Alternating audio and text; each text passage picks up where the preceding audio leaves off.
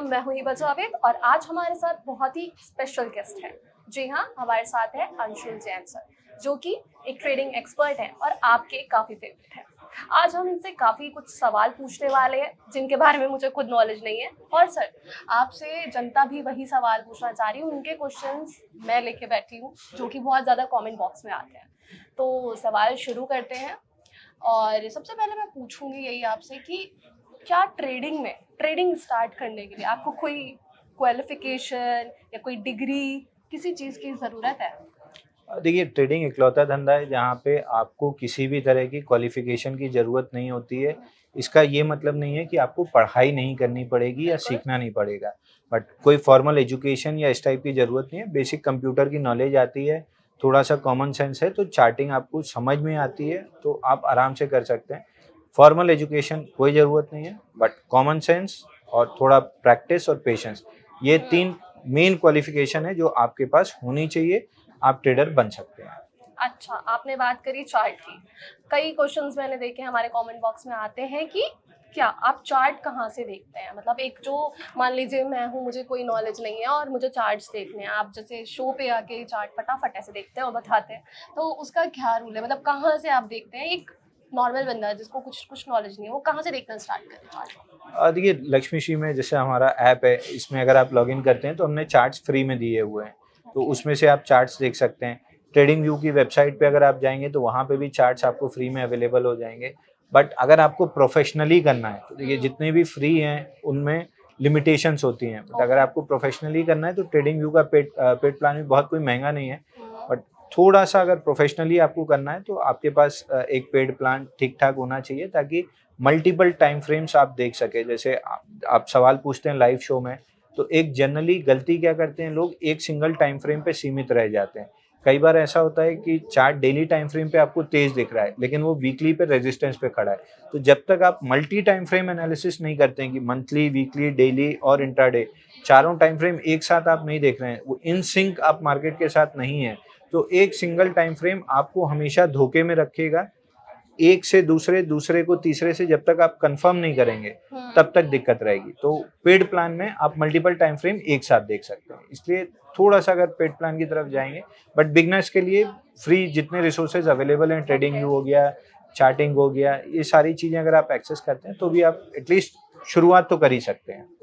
ठीक है, अब एक और बहुत इम्पोर्टेंट सवाल है जो कि मैं भी पर्सनली पूछना चाहूँगी कि मॉर्निंग रूटीन है आपकी। आप उठ रहे हैं और किस बेसिस पे आप अपने स्टॉक को एनालाइज़ करते हैं कि आज आपको ये लेना है या फिर आप किसी को सजेस्ट कर रहे हो, किस बेसिस पे आप करते हैं? देखिए, मॉर्निंग रूटीन सबसे पहले एक चीज़ मैं बता दूँ कि हाँ। सबसे पहले अगर आपको कोई भी काम करना है दिमाग से रिलेटेड, तो सबसे पहले आपका दिमाग तेज़ चलना चाहिए। उसके लिए आपको कॉफ़ी हेल्प करती है, तो मेरा सबसे पहला रूटीन होता है कि मैं 3 से 4 ग्राम कॉफ़ी गर्म पानी में पीता हूँ। उससे न्यूरल एक्टिविटी हाई होती है, तो दिमाग चलना स्टार्ट होता है।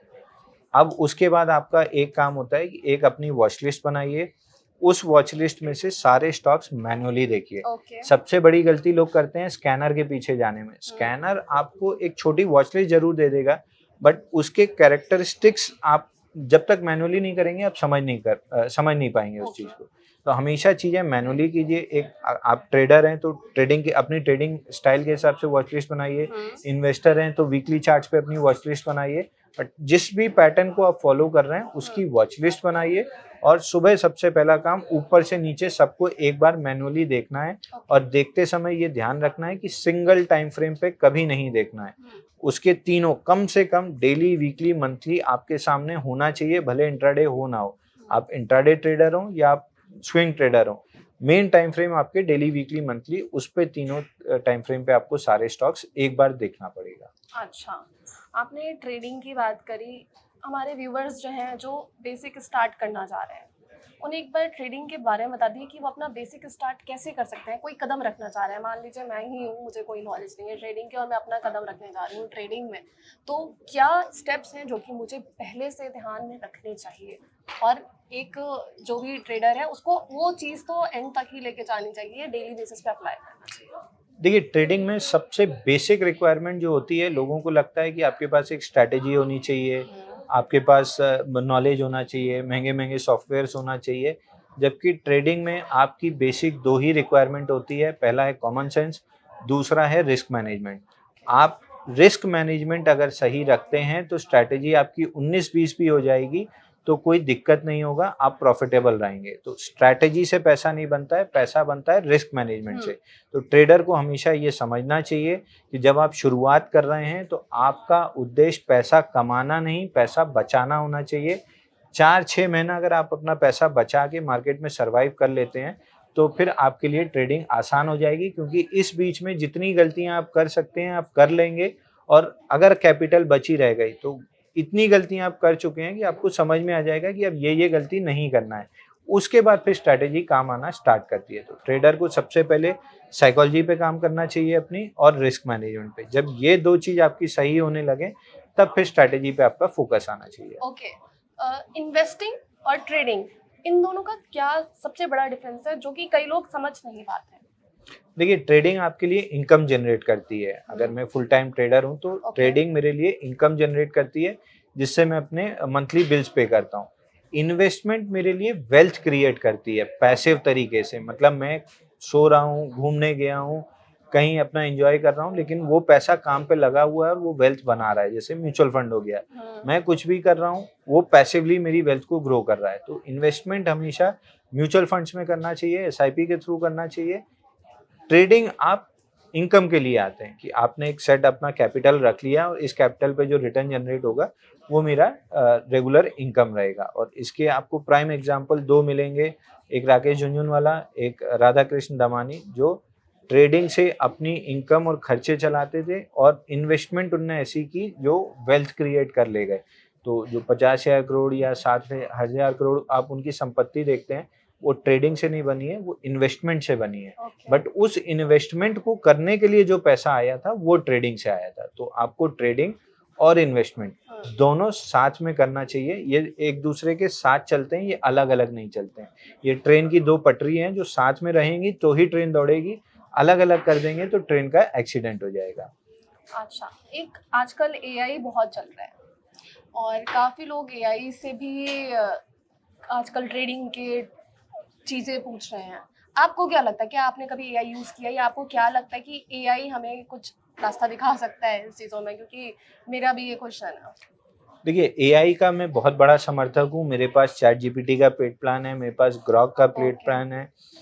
एआई आपको मदद कर सकता है। अगर आप ये सोच रहे हैं कि एआई आपको पैसा कमा के दे देगा, तो वो ऐसा नहीं करने वाला, वो आपकी हेल्प कर देगा। जैसे मेरे में कोई दिमाग में आइडिया आता है, तो पहले मैं जब ट्रेडिंग व्यू में कोड करता था तो मेरे को कोडिंग पढ़नी पड़ी, सीखनी पड़ी, फिर उसमें एरर्स आ रहे हैं, उसको हम रेक्टिफाई कर रहे हैं। तो जो काम 8-10 दिन लग जाता था एक कोड लिखने में, आज एआई को हम खाली बिल्कुल। ये कमांड देते हैं कि मेरे को ये चीज़ चाहिए, तो वो पूरा कोड लिख के दे देता है। एरर्स आते हैं तो वो सही कर देता है। तो जो काम 10 दिन में होता था वो 10 मिनट में होने लगा है। बट एआई आपके लिए हेल्प है। एआई आपके इंटेलेक्ट को, आपके कॉमन सेंस को रिप्लेस नहीं कर देगा कि आपने एआई लगा दिया और वो नोट छापने लगेगा। वो मेहनत आप ही को करनी है। बट जो क्लेरिकल काम थे, वो अगर आप एआई को आउटसोर्स कर देते हैं कि ये कोड लिख दो कि जिसमें कप हैंडल बन रहा है या जिसमें मूविंग एवरेज एक दूसरे के ऊपर है, या अगर आप एमएसीडी यूज करते हैं तो वो पॉजिटिव हो रहा है, नेगेटिव हो रहा है तो अलर्ट आ जाए। इस टाइप के क्लेरिकल काम जिसमें बहुत समय जाता था, वो आप एआई को आउटसोर्स कर दो, वो आपका 10 मिनट में कर देगा। बट बेसिक बटन लास्ट में आप ही को दबाना है। तो जब तक आप मैनुअली उस चीज़ को 10-20 हज़ार चार्ट में नहीं देख लेते हैं, वो कन्विक्शन आपको कभी नहीं आएगा। तो मैनुअल काम को एआई रिप्लेस नहीं कर सकता है, बट उसको छोटा कर सकता है, उसको ज़्यादा स्मूथ कर सकता है। तो एआई को आप हेल्प की तरह लेंगे तो वो बहुत बेहतरीन काम करेगा। मैं अपनी अब जितने भी क्लरिकल काम होते हैं वो सब एआई को आउटसोर्स करके रखा हूँ कि वो 5 मिनट में करके दे देगा। बट बेसिक जो लास्ट में एनालिसिस की बात आती है वो मेरे को खुद ही करना पड़ता है। अब आपसे मैं एक पर्सनल क्वेश्चन पूछूंगी। ट्रेडिंग में लॉस होता है कई बार, तो कई जो लोग होते हैं वो इसमें लाइक कंफ्यूज हो जाते हैं, या बहुत ही जो है ज़्यादा उनका दिल टूट जाता है कह लीजिए, फिर वो ट्रेडिंग ही बंद कर देते हैं, या फिर ऐसा सोचते हैं सब कुछ खत्म हो गया। उस केस में आपके साथ कभी लॉस हुआ है? अगर नहीं हुआ तो उसमें क्या करना चाहिए? ऐसे जो हमारे व्यूवर्स अभी देख रहे हैं उनको एक सलाह क्या देना चाहेंगे आप? देखिए 2008 में तो मैंने अपने पापा का पूरा अकाउंट ही ब्लो कर दिया था 25 लाख रुपए का। 25 लाख। तो ऐसा नहीं है कि लॉसेस नहीं होते हैं, बट हम्म, हर लॉस के बाद अगर आप अपनी साइकोलॉजी पे वर्क करते हैं तो आप अपने लॉसेस को ना सिर्फ रिकवर कर लेंगे बल्कि मार्केट में लॉन्ग टर्म सस्टेन कर लेंगे। ट्रेडिंग शुरू करने के पहले एक नियम समझ लीजिए, रिस्क मैनेजमेंट। एक छोटा सा एग्जांपल देता हूँ कि अब मैं किस तरीके से करता हूँ। कोई भी ट्रेड अगर मैं ले रहा हूँ तो मैं पहले से ही मान के चलता हूँ कि इसमें स्टॉप लॉस कटेगा। हम्म, मैं ट्रेड लॉस के लिए ही कर रहा हूँ क्योंकि ओवरऑल पोर्टफोलियो पे मुझे प्रॉफिट चाहिए। तो जब मैं ट्रेड ले रहा हूँ मैं मान के चलता हूँ कि इसमें स्टॉप लॉस कटेगा। अब मुझे क्या करना है, मेरे को इसकी रिस्क मैनेजमेंट करनी है कि अगर स्टॉप लॉस कटा तो मेरे पूरे कैपिटल का कितना लॉस होगा। इतना लॉस ना हो जाए कि मेरे पास अगली ट्रेड करने पैसा ही नहीं बचे।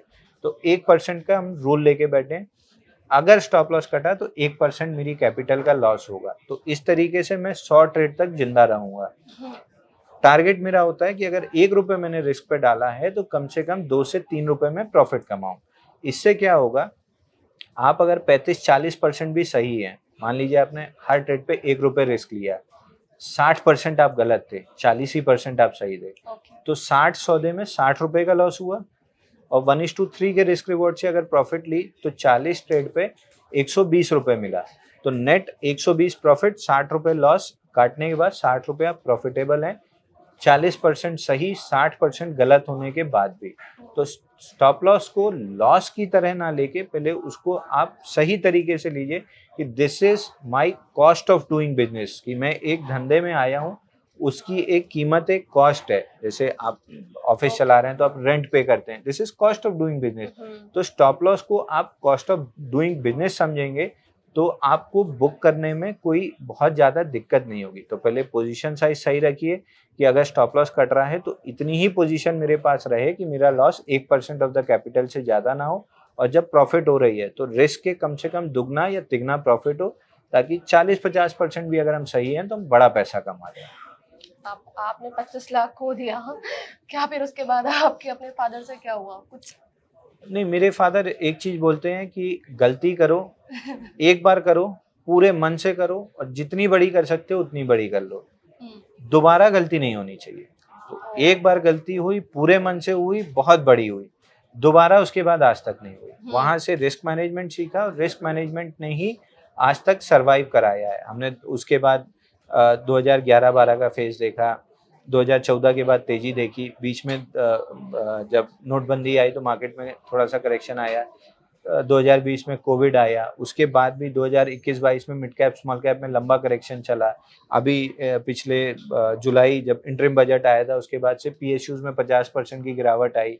तो ये सारी गिरावट, बीन देयर डन दैट, सब चीज कर ली, बट जिस चीज ने बचाया ना वो स्ट्रेटेजी थी, ना वो इंटेलेक्ट था, ना वो कॉमन सेंस था, वो था रिस्क मैनेजमेंट।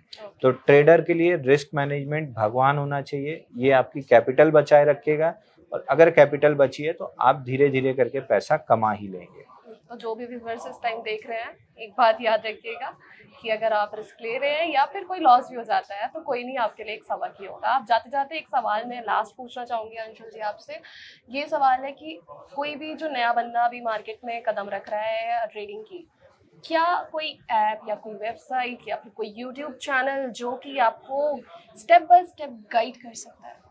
देखिए यूट्यूब के साथ एक दिक्कत है, यूट्यूब में आप जो खोजेंगे आपको वो मिलेगा। अगर आप लिखेंगे 90% एक्यूरेसी वाली स्ट्रैटेजी, आपको वो मिल जाएगा।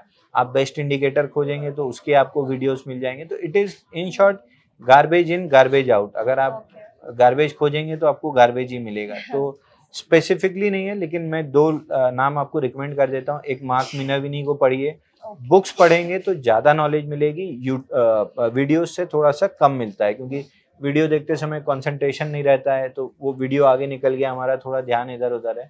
तो आप मार्क मिनाविनी की बुक्स पढ़िए, उनकी दोनों बुक्स बहुत बेहतरीन है, बेस्ट सेलर है।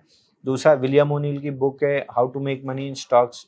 उनका जो सिस्टम है, ट्रिपल डिजिट रिटर्न्स जनरेट, उन्होंने 10 साल तक ट्रिपल डिजिट रिटर्न्स जनरेट किए हैं अपने कैपिटल पे, 100% से ज़्यादा। तो जब वो दो लोग ऐसे हैं जिन्होंने सिस्टम बनाया, टेस्ट किया, उससे ट्रिपल डिजिट रिटर्न्स जनरेट किए, तो आपको सिर्फ उस सिस्टम को अडॉप्ट करना है और थोड़ा बहुत ट्वीक अपने हिसाब से कर सकते हैं, क्योंकि यूएस मार्केट इंडियन मार्केट में थोड़ा सा डिफरेंस है। तो इंडियन पर्सपेक्टिव से आप थोड़ा सा उसको ट्वीक कर लीजिए, बट मेरा सजेशन यूट्यूब से ज़्यादा बुक्स का रहेगा। और उसमें भी मार्क मिनर्विनी और विलियम ओनील को अगर आप पढ़ते हैं तो फिर आपको सक्सेसफुल होने से कोई नहीं रोक सकता। आप रिस्क मैनेजमेंट सही रखिए, आप विनर रहेंगे इन द एंड। ओके, तो ये थी हमारी छोटी सी chit chat with Anshul Jain, और इसी के साथ हम आपसे अलविदा लेते हैं। Thank you so much.